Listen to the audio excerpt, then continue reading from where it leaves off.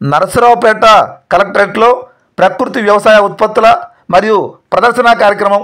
ఇక పూర్తి సమాచారం మేరకు పల్నాడు జిల్లా నరసరావుపేట నియోజకవర్గం నరసరావుపేట పట్టణంలో ప్రకృతి వ్యవసాయ ఉత్పత్తుల ప్రదర్శన మరియు అమ్మకం కార్యక్రమాన్ని సోమవారం మధ్యాహ్నం 3 గంటల సమయంలో కలెక్టరేట్ కార్యాలయంలో జిల్లా ప్రకృతి వ్యవసాయ ప్రాజెక్టు మేనేజర్ అమలా కుమార్ ప్రారంభించారు.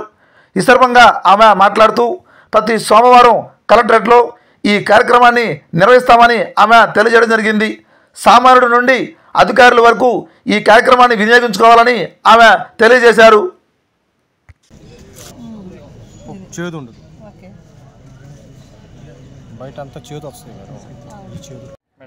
ఓకే అండి, అందరికీ నమస్కారం అండి. నా పేరు అమల కుమారి. నేను ప్రకృతి వ్యవసాయ విభాగంలో జిల్లా ప్రాజెక్ట్ మేనేజర్గా చేస్తున్నాను పల్నాడు జిల్లాలో.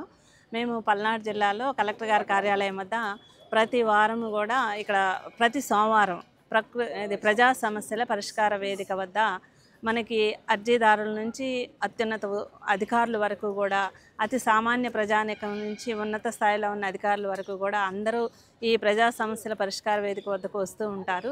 ఈ తరుణంలో ప్రతి ఒక్కరికి ఆరోగ్యాన్ని అందించాలి అన్న ఉద్దేశంతో మనం ప్రకృతి వ్యవసాయ విధానంలో సాగు చేస్తున్నటువంటి రైతుల వద్ద నుంచి ఇక్కడ కూరగాయలు, ఆకుకూరలు అవన్నీ కూడా ఇక్కడ స్టాల్లో ఏర్పాటు చేయడం జరుగుతుందండి. అలాగే ఇవి చూసారా, ఇవి మనకి గోపాలపురంలో ఏటీఎం మోడల్లో ఒక రైతు వేసుకొని కేవలం ఘనజీవామృతం, జీవామృతం అలాంటి ప్రకృతి వ్యవసాయానికి సంబంధించిన ఇన్పుట్ మాత్రమే వాడుతూ ఏమాత్రం రసాయన ఎరువులు కానీ, రసాయన పురుగు మందులు కానీ పిచికారీ చేయకుండా పండించినండి ఎంత ఆరోగ్యంగా తాజాగా ఉన్నాయంటే ఈ ఆకుకూరలన్నీ కూడా.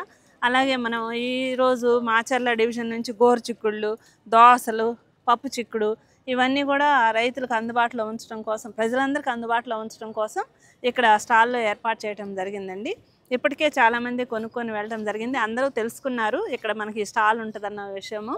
అలాగే ఈరోజు ప్రత్యేకించి వేరేవారు మనం కొనుక్కోవటమే కాదు, మనము కూడా ఇంట్లో ఏమాత్రం ఖాళీ స్థలం ఉన్నా పెరటి తోటలు పెంచుకోవటం, ఆ ఖాళీ స్థలం కూడా లేకపోతే మిద్దె తోటలు పెంచుకోవటం, మిద్దె మీద మనకి ప్లాస్టిక్ బకెట్లు కానీ, అంటే వాడకుండా లేదా పెయింట్ డబ్బాలు కానీ, పెయింట్ వేసిన తర్వాత మిగిలిపోయిన డబ్బాలు లేదా వాటర్ బబుల్స్ వీటన్నిటిలో కూడా మనం కొంచెం చిన్న హోల్స్ చేసేసి మట్టి మిక్సర్ వేసుకొని, ఘనజీవామృతం వేసుకొని విత్తనాలు పెట్టుకుంటే చక్కగా మొక్కలు వస్తాయండి.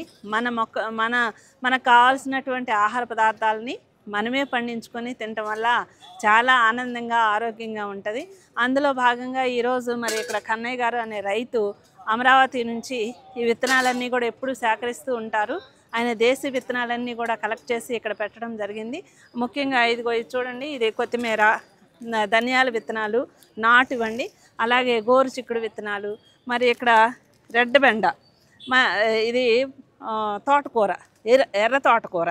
మామూలుగా తోటకూర ఉంటుంది, అందులో ఎర్ర తోటకూరలో పోషకాలు ఇంకా ఎక్కువగా ఉంటాయండి. ఈ విత్తనాలు ప్రత్యేకించి ఇక్కడ తీసుకొచ్చి పెట్టడం జరిగింది. అలాగే ఇది బోడ కాకరకాయ. జనరల్గా ఏంటంటే కాకరకాయ ఆరోగ్యానికి చాలా శ్రేష్టం. అది తినాలంటే అందరూ చేదుగా ఉంటుందని చెప్పేసి కొంచెం వెనకాడుతూ ఉంటారు. అలాంటి వారికి చేదు లేకుండా ఆ కాకరకాయ, బోడ కాకరకాయ అంటారు. ఈ విత్తనాలు కూడా ఇక్కడ అందుబాటులో ఉంచడం జరిగిందండి. అలాగే మనకి గోరు చిక్కుడు, మరి ఇది ఒక కిట్ అండి, 20